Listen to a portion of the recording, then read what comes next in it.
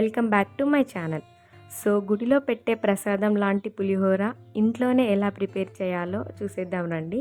So పులిహోర అంటే ఎంతమందికి ఇష్టం, అసలు పులిహోర కోసమే గుడికి వెళ్ళే వాళ్ళు కూడా ఉంటారు. సో అలా మీలో ఎవరైనా ఉన్నారా, మీ ఫ్రెండ్స్, మీ ఫ్యామిలీ మెంబర్స్ ఎవరైనా ఉంటే ట్యాగ్ చేయండి. అండ్ పులిహోర వచ్చేసి చాలా సింపుల్ రెసిపీ అండ్ ఇంట్లోనే ఎలా ప్రిపేర్ చేయాలో చూద్దాం రండి.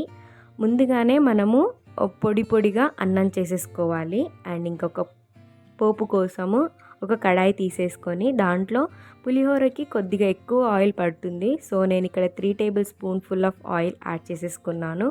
ఆయిల్ హీట్ అయ్యాక కొద్దిగా శనగపప్పు, కొద్దిగా పల్లీలు వేసుకోండి.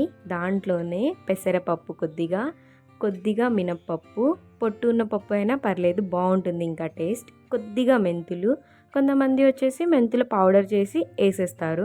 అండ్ ఇంకా కొద్దిగా జీలకర్ర, కొద్దిగా ఆవాలు, కొద్దిగా పచ్చిమిర్చి ఇలా బాగా చీల్చుకోవాలి పచ్చిమిర్చిని. అండ్ ఇంకా కొద్దిగా కరివేపాకు. ఇదంతా ప్రాసెస్ వచ్చేసి లో ఫ్లేమ్లోనే చేయాలి. అండ్ ఇంకా కొద్దిగా ఎండుమిరపకాయలని కూడా యాడ్ చేసుకోవాలి. అవన్నీ బాగా మంచిగా ఒక స్మెల్ వస్తుంది. అలా స్మెల్ వచ్చేసరికి దాంట్లోనే కొద్దిగా పసుపు యాడ్ చేసేసుకోండి. ఇదంతా లో ఫ్లేమ్లోనే చేయాలి.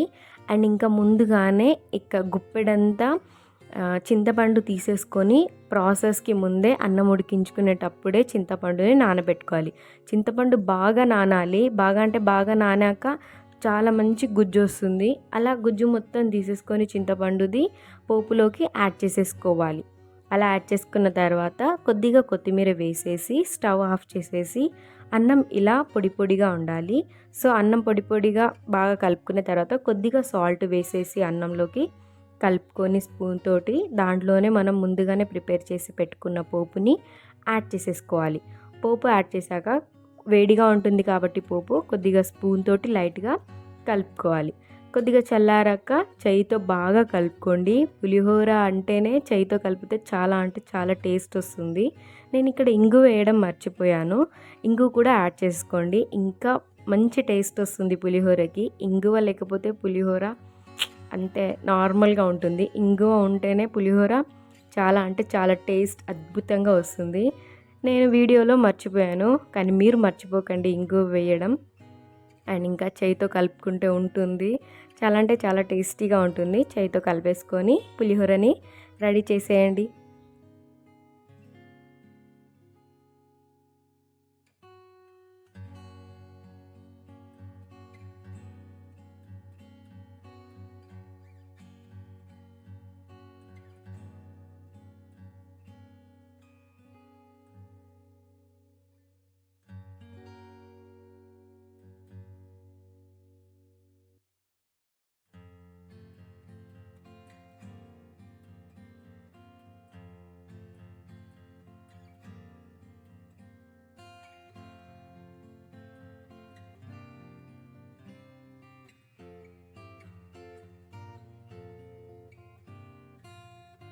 చూసారు కదా, మన పులిహోర అయితే రెడీ అయిపోయింది.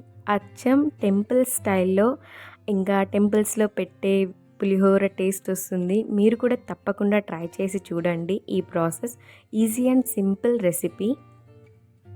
వీడియో నచ్చితే లైక్ చేయండి, షేర్ చేయండి అండ్ సబ్స్క్రైబ్ చేయండి. మీకేమనిపించిందో కమెంట్ చేసి చెప్పండి. Thank you.